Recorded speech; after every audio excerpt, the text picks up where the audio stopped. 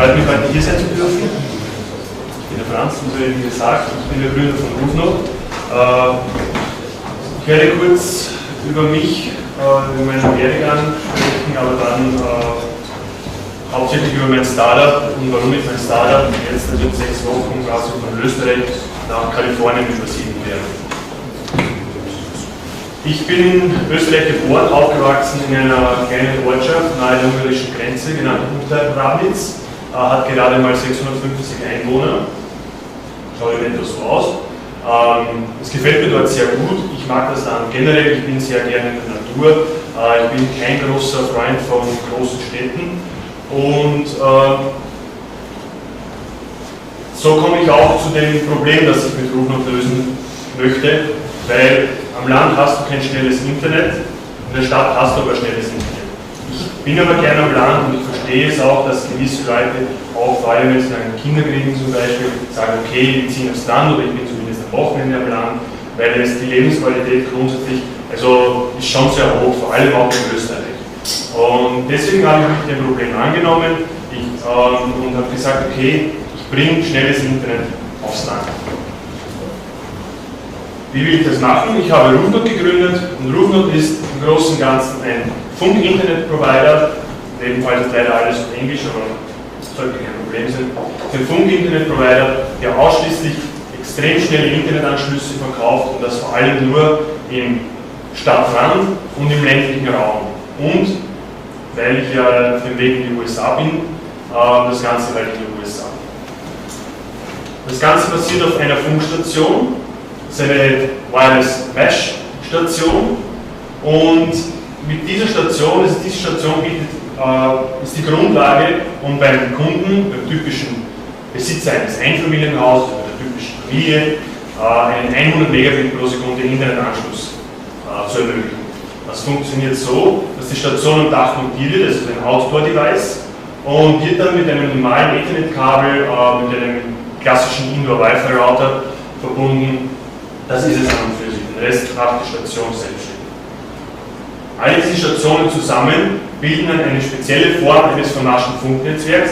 Und zwar sind alle diese grünen Linien, die ihr hier seht, sind tatsächlich nur Punkt-zu-Punkt-Richtfunkstrecken. Also in diesem Netzwerk gibt es keine omnidirektionalen Antennen, die in alle Richtungen senden.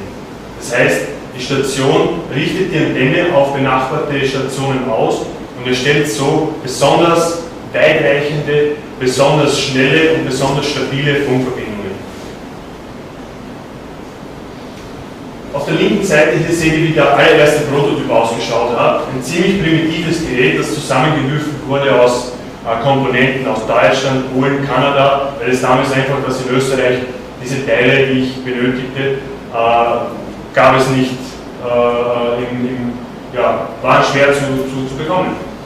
Und das wurde dann in einem Feldversuch in meiner Heimatgemeinde erprobt mit 20 Testkunden und auf der rechten Seite seht ihr dann das Ergebnis aus den Learnings von diesem Early Prototype, von diesem Field-Test. Und das Device auf der rechten Seite, das ist im Prinzip das, was ich euch gleich hier demonstriere. Das wurde nicht in einem Feldversuch erprobt, das ist für Demonstrationszwecke, wurde aber auch 5 Exemplare davon wurden in einem Projekt der Europäischen Union, in einem sogenannten IDIRA-Projekt, da geht es um Disaster Recovery, also alles um Vernetzung, Kommunikation von Hilfskräften nach einem zum Beispiel Erdbeben, Hochwasser und so weiter. Also es ist teilweise dafür maßgeschneidert. Ich verwende es für Demonstrationszwecke, es ist auch viel zu teuer, um es jetzt in einem Feldversuch zu erproben. Eine Station kostet mit inklusive Arbeitszeit zwischen 1000 und 1500 Euro. Das bringt nichts, das zahlt ja niemand und das kann sich auch ein Startup nicht so schnell leisten. Deswegen, jetzt wird an dem dritten Prototyp gearbeitet und der soll quasi die Funktionalität dieses Prototyps in ein günstiges Gerät verpacken. Und dieser Prototyp soll dann nächstes Jahr 2015 dann bei mindestens 100 Testkunden in einem Pilotprojekt in der USA schon eingesetzt werden. So. Dann zeige ich euch das mal kurz, wie das aufgebaut ist und wie das Ganze funktioniert. Es ist eine ziemlich einfache Sache. Und zwar seht ihr hier im oberen Bereich 3 völlig gleiche Module. Die bestehen aus einem Richtfunkmodul, das praktisch, das ist Wi-Fi basiert, besonders leistungsfähigen Lichtantenne im Bereich 16 dBi und das Ganze ist montiert auf einem Drehteller, Motor, Sensor für die Ausrichtung, das Ganze dreimal und im unteren, im vierten Teil haben wir ganz einfach Stromversorgung, Switch, Routing-Plattform, ja, normales Embedded-Zeug. So, ich baue das jetzt mal nur so auf die Schnelle per USB, damit man zumindest irgendwas sieht. Das Ganze fängt sich jetzt an, etwas zu drehen, damit man sieht, wie sich das eben ausrichtet normalerweise. Und das richtet sich möglicherweise in seinem ganzen Leben nur einmal aus und das war's. Es sei denn, in der unmittelbaren Nachbarschaft kommt eine andere Station hinzu und bestehende Stationen werden dann zum Beispiel neu ausgerichtet, um eine neue Station in das Netzwerk zu integrieren. Also die Stationen bauen mal eine routinäre Kommunikation miteinander auf, wissen, wo sie sind, aufgrund von GPS-Koordinaten bzw. von Triangulation und bestimmen dann untereinander bzw. in Absprache mit einem zentralen Serversystem, wer sind die geeignetsten Partner, wo habe ich am wahrscheinlichsten eine Sichtverbindung hin, wo bekomme ich die höchsten Signalstärken und mit diesen Stationen werden diese Richtungsverbindungen dann aufgebaut. Das habe ich im Prinzip bei diesem frühen Prototyp alles manuell machen müssen. Das heißt, dieser neue Kunde in diesem Feldversuch dazugekommen, musste ich auf zwei andere Dächer klettern und dort die Antenne neu ausrichten. Aber das ist ein sehr gutes Beispiel für ein Minimum Viable Product, weil ich wusste, wenn ich die Antenne ausrichten kann, dann kann das nachher ein Motor auch machen. Und dass ein Motor so ein bisschen Plastikgehäuse, ein paar Plastikzahnräder nicht viel kostet, ist auch jedem klar. Aber das für nur so 20 Testkunden zu bauen, ist extrem teuer. Es war auch für diesen Prototyp sehr teuer. Aber so arbeitet man sich halt Schritt für Schritt weiter und löst ein Problem nach dem anderen. Aber man beginnt mit dem wirklich primitivsten möglichen, um nicht viel Zeit und nicht viel Geld zu vergeuden. Weil es hätte ja auch sein können, dass es schlicht und ergreifend nicht funktioniert. Aber die Kunden waren begeistert, die Bandbreite war da, das Netz war stabil. Es war so stabil, dass ich angefangen habe, Satellitenstreams vom normalen Astra-Satelliten 1:1, also ohne Komprimierung, also ohne Transkodierung, in das Funknetzwerk, in das Mesh-Netzwerk weiterzuleiten und den Endkunden eine Set-Top-Box aus einem stinknormalen Embedded-Board, einem Gehäuse und einer Fernbedienung hingestellt habe und gesagt, so schaltest du jetzt deine Sender durch und das ist dein neuer Satellitenanschluss.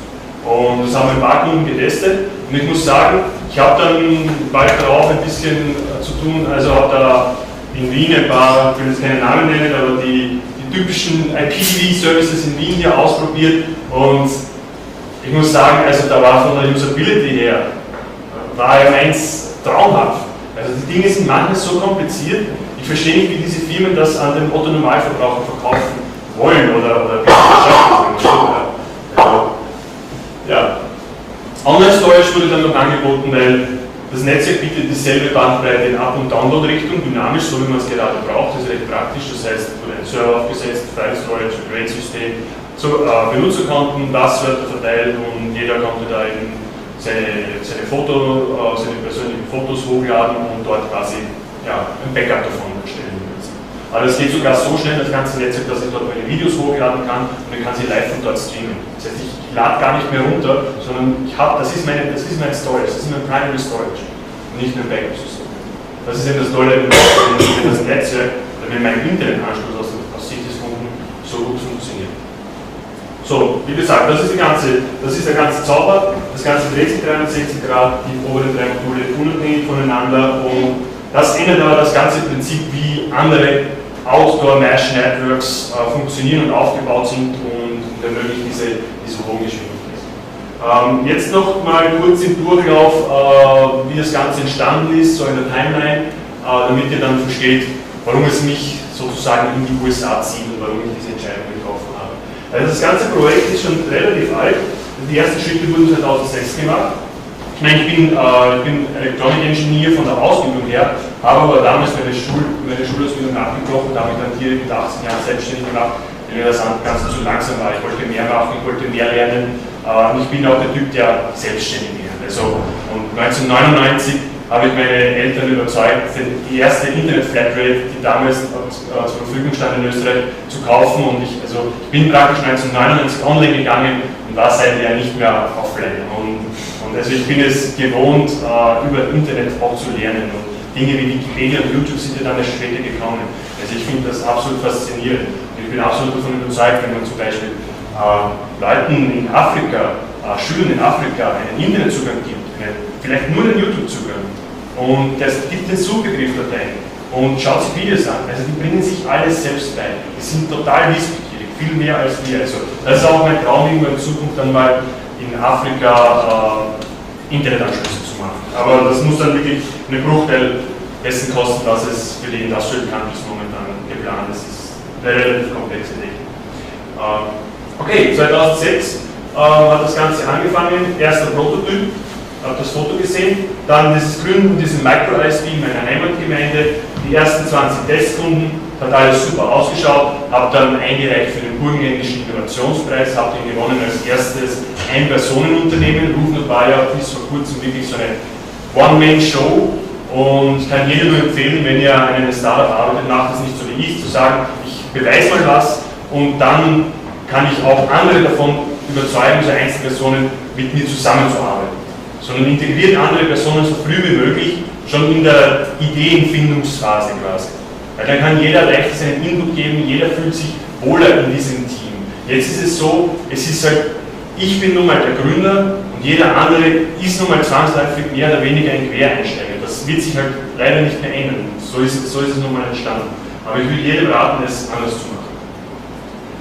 Wie gesagt, Burgenländischer Innovationspreis war auch dann nominiert für den österreichischen Staatspreis für Innovation, was aber sehr interessant war, also als Einzelpersonenunternehmen gegen Firmen wie Doppelmayr, Lifte oder Bosch oder OMV und solche Kaliber, sage ich mal. Ja, das war eine nette Sache, aber natürlich hast du da null Chancen. Es war irgendwo eine Ehre, sage ich mal, in der Partei zu sein.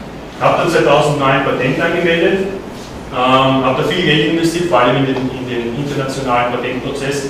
Habe das dann aber 2012 in den ersten längeren US-Aufenthalt stillgelegt, diese internationale Patent Application, because da habe ich gelernt, dass mit einem einzelnen Patent, gerade in den USA, das bringt dir gar nichts. Vor allem, wenn es ein sehr allgemeines ist, wo du versuchst, das ganze Produkt zu schützen und ja, also das bringt gar nichts.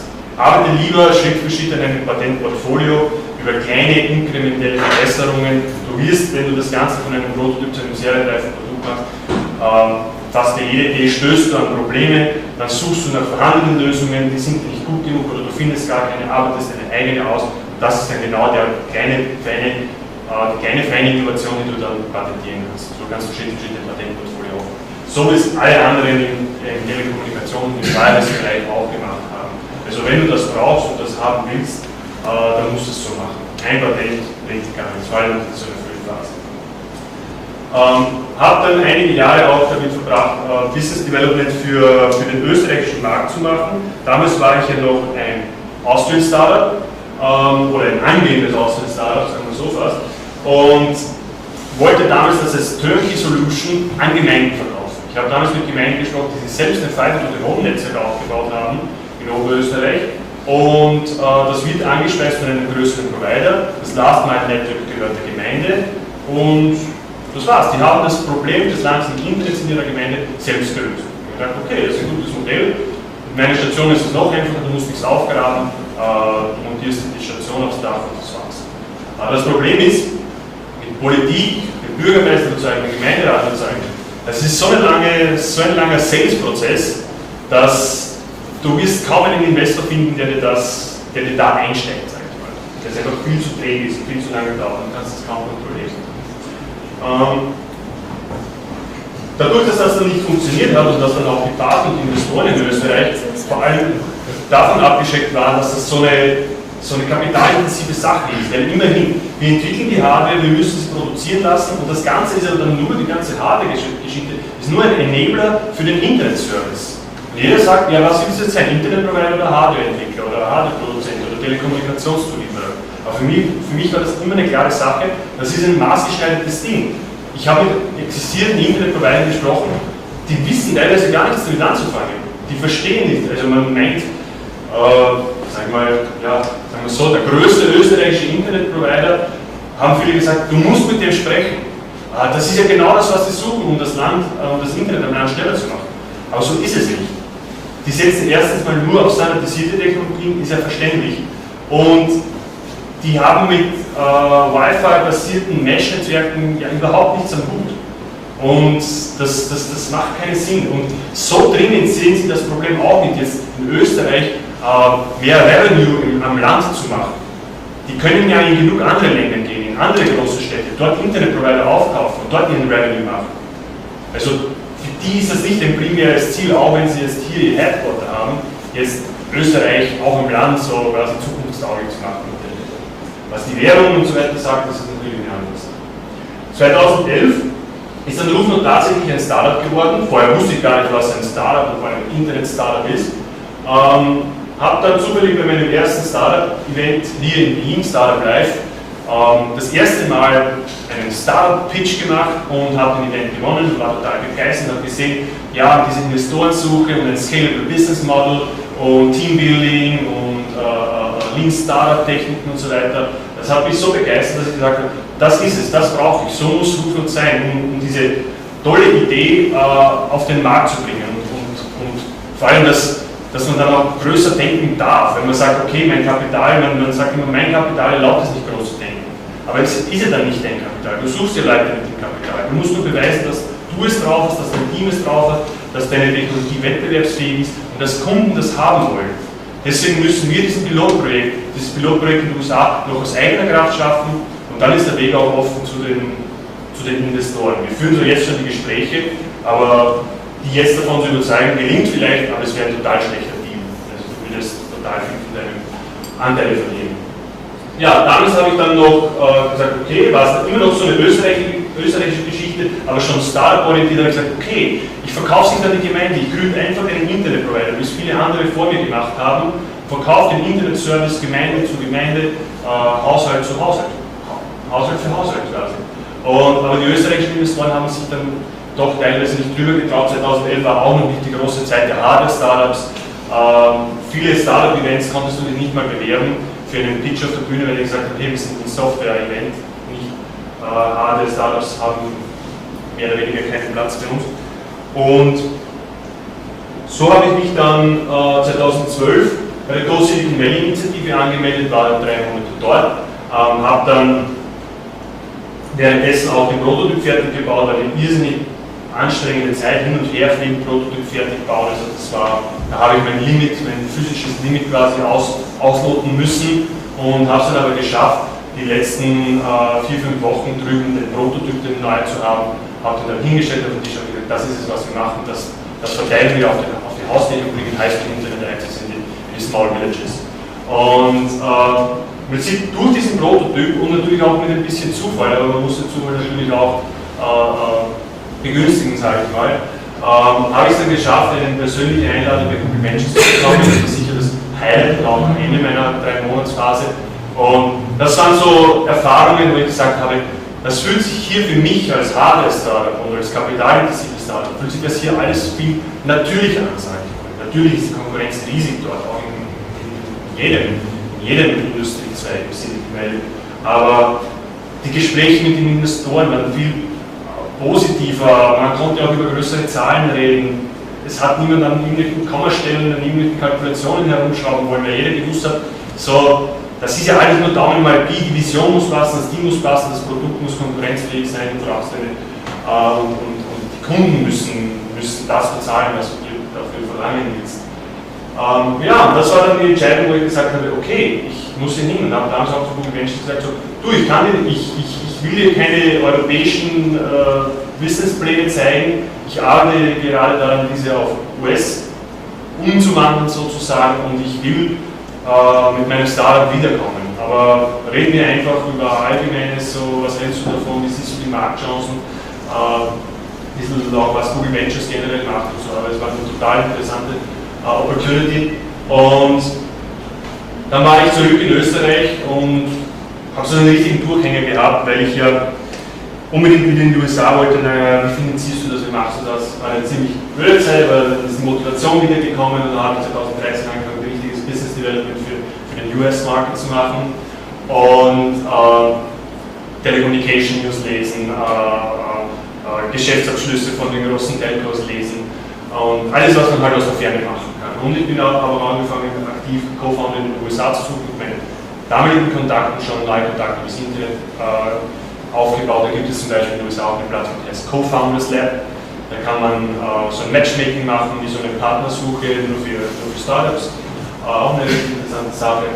Und heuer bin ich jetzt dabei, mein Daily Business stillzulegen, was im Prinzip war IT-Service and Trade for small businesses. Und ich habe auch viele verschiedene Sachen, Mobile Phone Reseller, Import von Media Playern, einen asiatischen, also habe ich einen Exklusivvertrag gehabt für Österreich, für den Import von Unterhaltungselektronik im Prinzip, und habe auch hier in Wien für das größte Telecommunication Research Department gearbeitet als Freelancer. Ja, so verschiedenste Sachen halt die letzten 12 Jahre. Und in 6 Wochen geht mein Flug, dann bin ich in den USA. Kann nicht ewig dort bleiben, weil ich ja nur ein Business-Visum habe, das heißt, ich muss im Rhythmus immer 4 oder 6 Wochen will ich hier sein, hier an den Prototypen arbeiten, habe eine Werkstatt zu Hause, habe dort viel Platz, muss ich zahlen, das ist das Haus meiner Eltern, besetze dort die Garage, so ein richtiges Garage-Sale, das auch für sehr viele Investoren haben wir einen Pitch gehabt bei der Investmentfirma von, oder Guy Saki dabei, also Garage Technology Ventures, und der war gleich total begeistert. Also der Guy war nicht dabei, aber sein Kollege halt, und der war gleich total begeistert, gesagt, das ist ein richtiges Garage-Sale. Ja. Das kommt halt gerade drüber. Und ja, 2015, wie schon erwähnt, nächster Prototyp, viel kleiner, viel günstiger, viel anderes Gehaltskonzept. Und Pilot Project in der US. Und danach erst wirklich Geld von Investoren holen.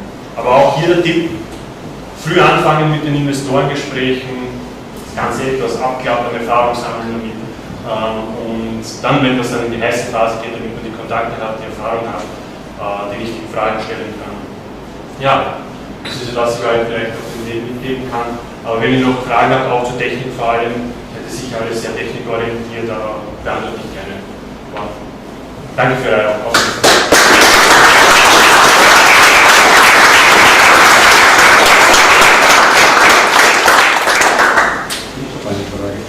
So ist WiMAX gestorben? Ist WiMAX gestorben?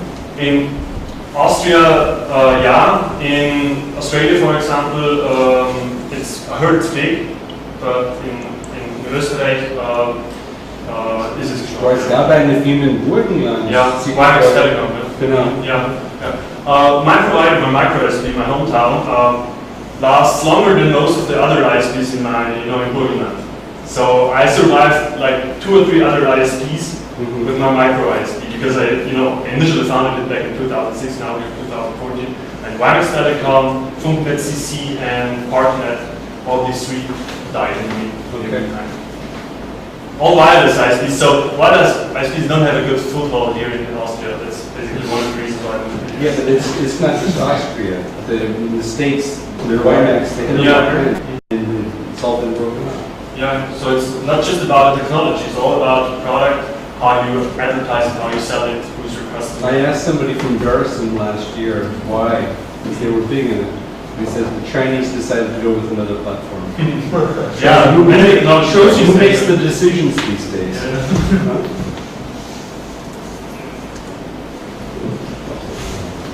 Other questions? Tech stuff, startup stuff, investors? Take the opportunity. Hast du Konkurrenz mit dem Afrika-Ding, providing internet in third world countries? You mean village now? Or? Yeah, like villages, even infrastructure, internet, building it there. I mean, Google and Facebook with their phones yes, and whatever. I mean, is this a more viable option? Is it like cheap enough? Definitely, yes. It's, I mean, roofing in Africa is just, a private vision of mine, so it's not something I'm not just a view, it's a big opportunity. Yeah, but I mean, Google and Facebook, what Facebook does is bring, mobile internet access and bring them content to their phones. Google brings, broadband internet access through their, balloons or through their, high-flying drones. And interestingly, we pitched at the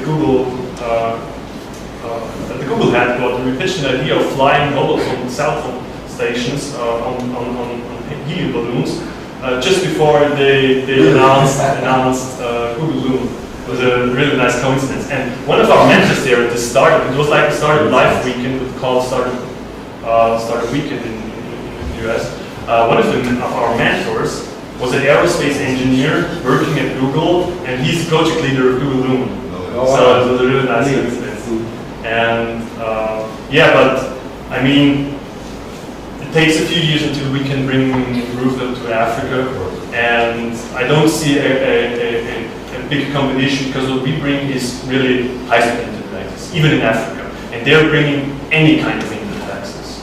So Google, we try to cooperate. We try to establish a partnership with Google, because of their recent stuff they're doing in the US, like Google Wi-Fi, Google Fiber, and other things. So Google is an emerging ISP. So we try to position ourselves of getting one of the big telcos in the US as investors, not at the first step, but at the second step, so at the second financing round. And at the end of the day, maybe after 5 years, one of the big ones is buying us. So this is how we position ourselves. So the plan is clear. How far is the reach? Sorry, one of these things. With this antenna setup, 2 kilometers at the highest data rate, and it's stepping down, further to go, or if there is, no line of sight. Okay. Who is supplying the high-speed internet access to the mesh network? It's always a bigger ISP, or in the US more a real backbone provider. I mean, they're existent in the US. They just do backbones, meaning bringing fiber to antenna towers, mobile phone towers, and to smaller ISPs like Hurricane Electric, Seiyu, and others. But you can also call Comcast Business Department and ask them for fiber access or for really high bandwidth. And so we need these partnerships, because we are not responsible for the backbone, we're responsible for the last mile, which is quite the opposite of what an MVNO does, for example, in the mobile phone business. He does or let's say, no, the DSL resale business is a better example. Like Tele2 in Austria. They're just doing the backbone stuff, the head-end stuff, technically, and of course, the customer support and billing, but that's, basically quite easy. And they don't do the last mile network. You're doing just the last mile network, and the backbone is done by partners. So who, for example, was the supplier for your village in Burgenland? It was, back then it was Telekom Austria at the beginning, then BNet, Burgenland network, and now it's Kabel Plus, which is basically bought. They offered more than 100 megabits, because in some, if you provide 100 megabits for every household, it's not 100 megabits in this early field test. So, and especially not back then when this field test was, recent. I'm living in the 22nd district, and I have the sample. There is. Yeah. The nice thing is that many people. Welcome to the club. Yeah. So many people in Silicon Valley told me, you can cover the whole, Bay Area here. It's flat. You don't have high buildings, and internet access is not everywhere great in Silicon Valley. You think it's the heart of the internet, but that's not the case. But it's also another matter of, does it work there technically, because it's really designed from a hardware perspective for working in rural areas with line of sight. But the problem is that we also have to take care to not get in direct conflict with the primary service areas of the big telcos, like the Comcast and others. So we try to stay away from their primary service areas and extend their reach more or less to the rural areas. Yeah, but I think there's a great possibility in the States. If you look at telecom coverage, in the States, it's abysmal. It's truly abysmal. And so I think that we still have the same conditions. Yeah. To a certain degree, even worse. Will you put them on private roofs, or will it be like a mast in cities? And so it's basically every subscriber has one of these devices on top of his roofs. Okay. For other deployment scenarios like disaster recovery, it's not our business, but we sold a few prototypes for this field of application. They're putting it on poles, mobile poles. So if you want to deploy it in a city in Africa, you put it on mobile poles, battery powered photovoltaic panel, and you establish around every such pole you establish a 200-meter Wi-Fi cloud or something like this. But with this device on top of your roof, and one of these devices, of course, is connected with the backbone. This one is going to be deployed on a public building or on an existing antenna tower, or maybe a small container with a small steam pole deployed by ourselves. That's not decided yet. How much is it? The service or the device? Both. Like if I want to have. Yeah. So the service is going to cost $200 one time, and like for the device, and it's a self-installation kit. So this is the big challenge: make it as simple as possible so that people can, or most people, can install it on their own. It's lightweight and easy to install, and so this would be great because it makes it extremely scalable.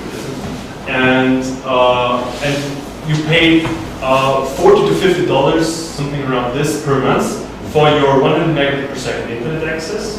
Maybe we can't start with 100, maybe we start with 50, but 50 is great if you now have 2, 3, or 4. But the deal is, it's not a flat rate like it was introduced, like flat rates were known from 2000 to 2010, something like this. Because now with the video streaming, the flat rate pricing model no longer works, even not for the big telcos. So in the upcoming years, we will see flat rate products, services. You can no longer order them. And so we don't try to do the same because it's likely killing us, because we are selling the services. Stream whatever you want, video, YouTube, Netflix, Hulu, but we charge you when you are a heavy user and you need more than 50 gigabytes per month. We charge you another $10. If you need more than 200 gigabytes, we charge you another $10. So it's a pricing model based on data transfer. That's quite unique, and I'm convinced that other providers are going more or less the same direction, because the flat rate pricing model, the unlimited stuff, is not working. We sell you high bandwidth, not the unlimited data model. Möchte ich sagen, danke Franz. Mal sehen, wir können dann noch die ganze Nacht drüber reden, weil es so eine tolle Sache ist. Wenn es mich interessiert, der nächste Vortrag beginnt in 10 Minuten, dass das Team eben Zeit hat, das aufzubauen, das nächste Team. Und der Franz kann in der Zwischenzeit auch noch die Technik erklären, wenn es interessiert, oder hier weiter diskutieren.